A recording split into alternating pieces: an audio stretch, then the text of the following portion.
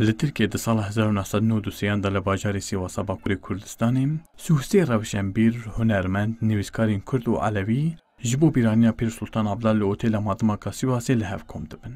Lêbelê jî alîgelê Sîwasê ve otela ku lê dimînin tê şewtandin û ev sûsê kes canê xwe ji dest didin. Qurbaniyên vê qetlamê li Enqere paytexta Tirkiye bi pêşangeheke ku ji aliyê Komeleya Pîr Sultan Abdalê ve hatiye sazkirin û bi wêneyên wan yên bi destan hatine xêzkirin hatin bibîranîn.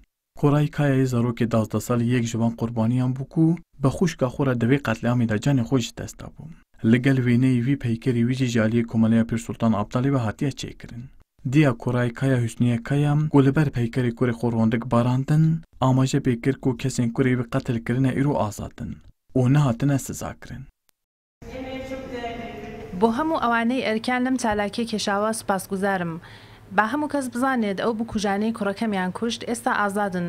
ئەوە ئازارەکانم زیاتر دەکات. تا بکوژان سزانەدرێن، جەرگی من و هەموو بنەماڵی قوربانیان لە سووتان بەردەوام دەبێت. کوڕەکەم تەمەنی 12 ساڵ بوو کە کوژرا بێ ئەوەی هیچ تاوانێکی هەبێت.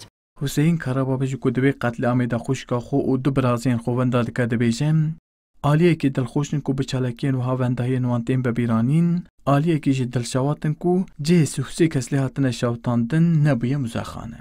Kız kardeşim Gülsüm Karababa'yı ben orada kaybettim. Xuşkamın Gülsüm Karababa û biraziyên min Handan û Saîd Metin di qetliyama Sêwazê de hatin şewtandin. Ji bo ku ev qetliyam bê zeral kirin, min serî li dadgeha mafên mirovan ya Ewropayê da û ez li hemû dadgehên Tirkiye geriyam. Lêkujer hatin azad kirin û hê jî li derve ne.